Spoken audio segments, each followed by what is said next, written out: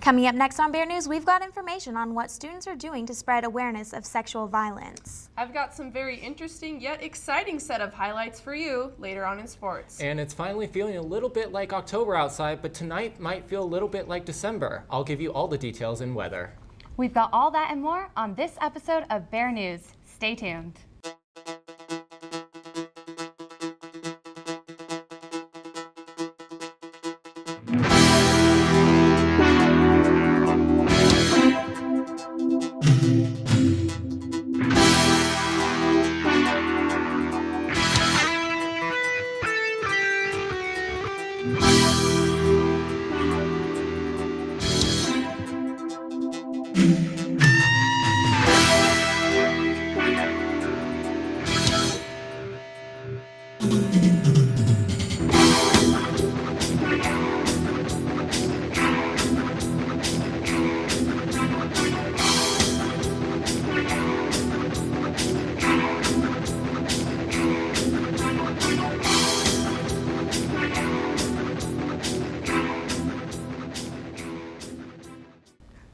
Thanks for joining us on Bear News. I'm Emily Carr. And I'm Kristen Skovlich.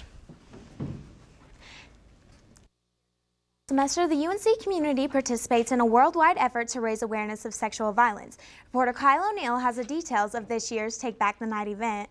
Students gathered from every corner of campus to raise awareness of sexual violence at this year's event, sponsored by the Assault Survivors Advocacy Program. The event featured a celebrity guest speaker, along with numerous campus organizations. I want you to give a rousing round of applause for Carlos Andres Gomez!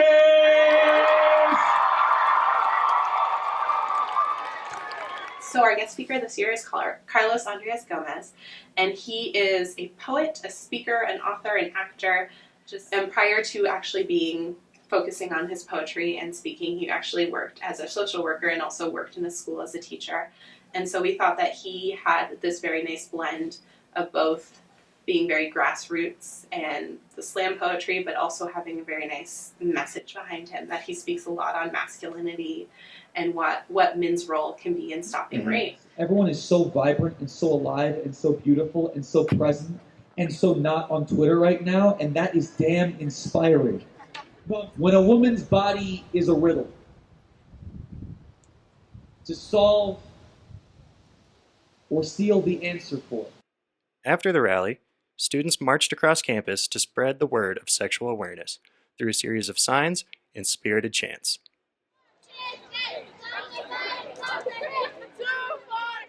The thing that I would like students most to take away from that event, that it's empowering. I really want this to be an event that really captures a movement and really just encourages students that their voices do matter, their stories do matter, and that they can be influential in changing the world. Reporting from the Garden Theater, I'm Kyle O'Neill, Bear News. Thanks, Kyle. If you have any questions or would like to know how to get involved in the fight against sexual violence, visit www.unco.edu/asap/resources.html. The Prevention and Education Advocacy Services have been working along ASAP to put on this month's sexual prevention activities. They held an annual event called The Clothesline, which spotlights awareness on gender violence to UNC students. UNC students participated by making t-shirts with messages of hope and opinions about how they feel about gender violence. And so this event is the Clothesline Project, and the Clothesline Project is a worldwide event that's meant to raise awareness and educate about sexual assault, intimate partner violence, stalking, and other forms of gender violence. And so as you can see, we have various shirts that have been decorated by survivors of this kind of crimes and also anyone impacted or concerned about these crimes. And so we have shirts from a few years ago, shirts that were made recently. We even have shirts that are being made today in the UC that will add to the Clothesline Project next year. About history of GLBTA Resource Center here on campus and their upcoming events. The month of October is GLBTA History Month. This is a time for UNC students to learn more about the history of the GLBTA movement and their achievements toward greater equality. GLBTA History Month is filled with events that are both educational and entertaining for students and the general public. To give more insight on GLBTA History Month, graduate assistant Cody Mader has this to say. Month is the month of October. It's the entire month of October, and so what we've done is we've created activities that are meant to be educational, social, and also academically focused opportunities for students to get to know the gay, lesbian, bisexual, and transgender communities. So really that's important for the individuals on our campus who identify within those communities. It's important for those folks to have their voice heard. The next event coming up for GLBTA History Month will be the Ally Rally, which will take place on October 24th. Fall is definitely in the air, the leaves are changing, and the temperatures are decreasing. Bear News meteorologist Paul Ford has your first look at weather to see if the warm weather of summer is officially gone. Paul?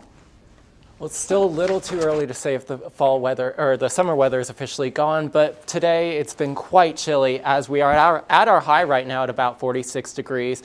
The wind's not too bad, but the humidity is picking up, which is why we're going to take a look at the radar right now.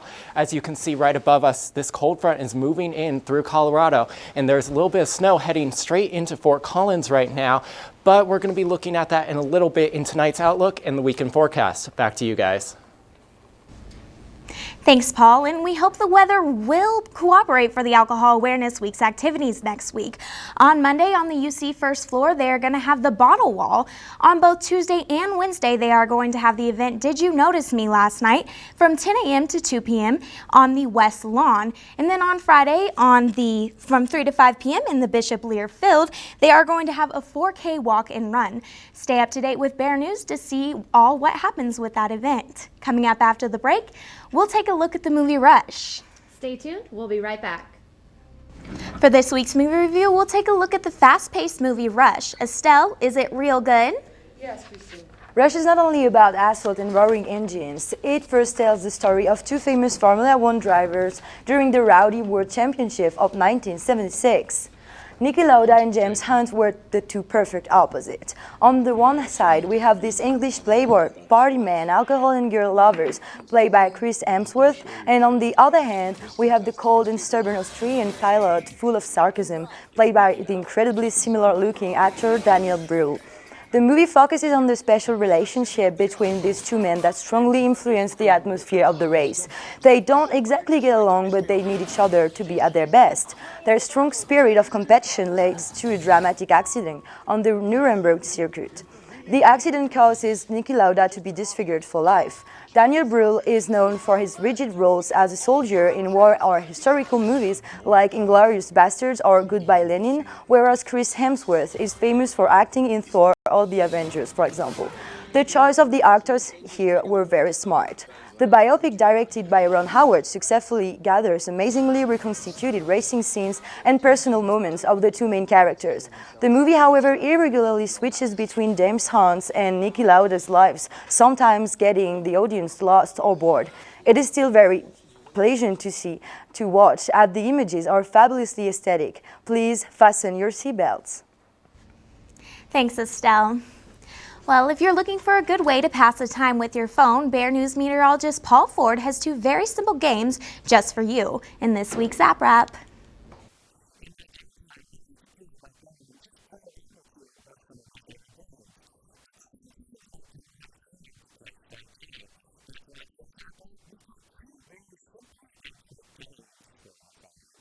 First up is a game called Flow Free. Flow Free is a simple but addicting puzzle game.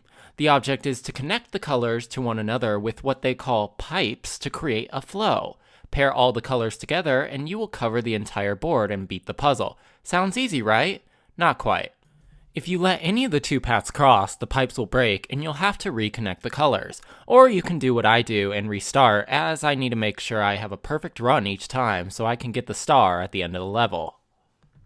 The boards can be as easy as a little 5x5 grid, or they can get insanely hard up to a 14x14 grid. I can't even wrap my head around that.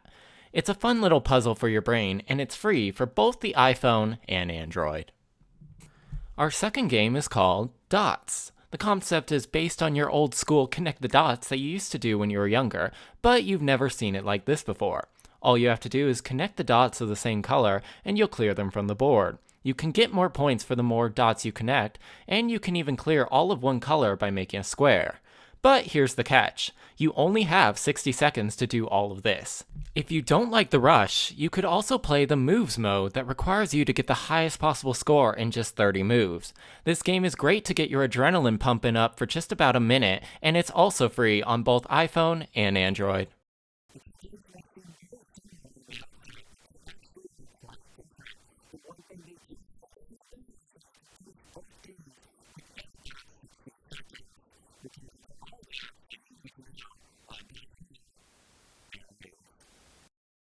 Thanks, Paul. Well, do you think you have what it takes to pump up the crowd? Well, if you do, UNC is offering quite the opportunity. Next Thursday, October 23rd, the school will hold tryouts to see who will become the next Claws. Who doesn't dream of leading their favorite team onto the field before a big game? It's a great way to earn a little extra cash while showing off your school's spirit.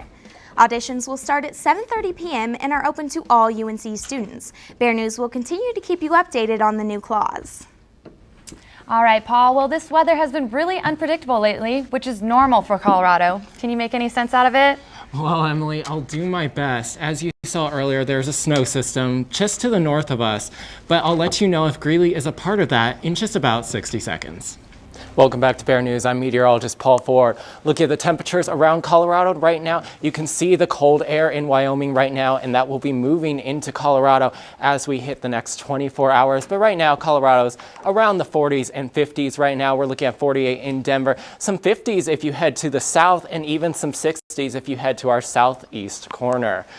The high for today was around 46 degrees, and the low was around 33 degrees. We're about 16 degrees below average for this time of year because we're normally around the 60s at this time of year. Lows for tonight, though, we're going to see temperatures in the mid 30s. We're going to see some 30s in Denver. As you head farther to the south, though, we're going to get temperatures into the 20s. Now, the big story here is this weather system right to the north here in the Laramie area and heading right into Fort Collins right now. If we get a closer look at it, you can see some of the north part of Colorado. It's changing from rain into snow if you head into Estes Park and Fort Collins area. Even Cheyenne right now is getting hit with an inch or two of snow overnight. But if we look into tonight, we're going to see some rain starting in a couple hours or so at about 7 o'clock tonight.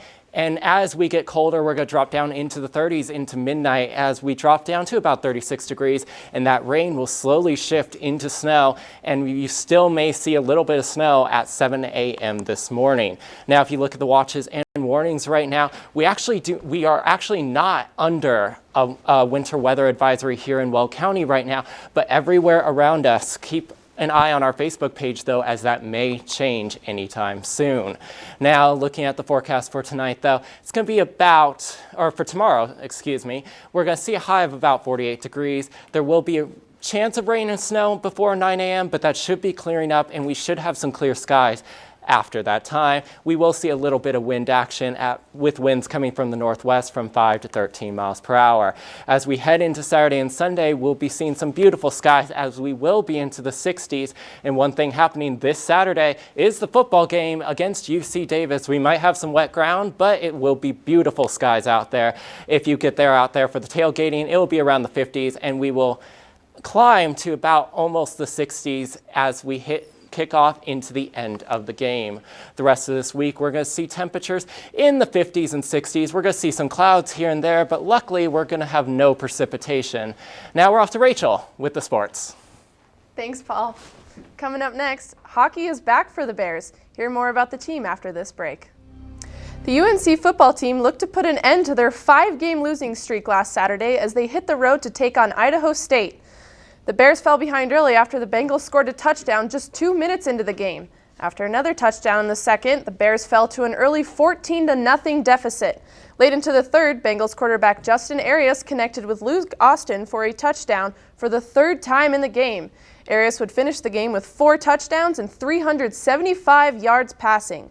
The Bears were able to cut the lead to 14 after a huge play from wide receiver Jace Davis as he took a Lobato pass 75 yards for a touchdown. Davis had another big day with a game high of 188 yards and a touchdown. Bears couldn't get anything going in the fourth as they lost their sixth straight game, 40-26. Lobato finished the game with 336 yards passing and 2 touchdowns and 1 interception. The Bears will try to turn around at home against UC Davis on Saturday for Family and Friends Weekend. Going back a month, the Bears took a tough loss during the Wyoming game as senior quarterback Seth Lobato went down with a shoulder injury. So who had to step in as the starting QB? Reporter Melina Hodzik tells us a little bit about what went on after the injury and who had to take over.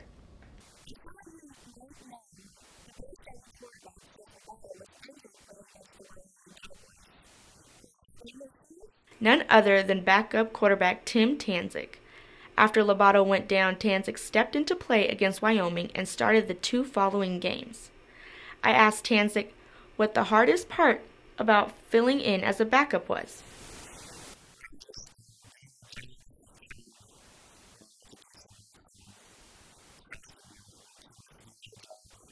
Trust being a big factor to a team, Lobato explains the confidence he has in his teammate.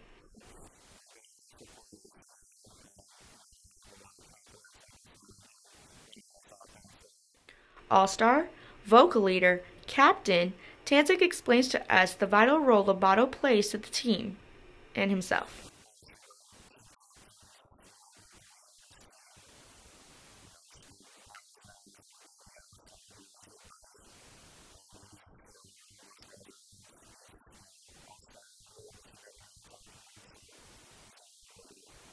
It's clear respect between the 2 quarterbacks goes a long way.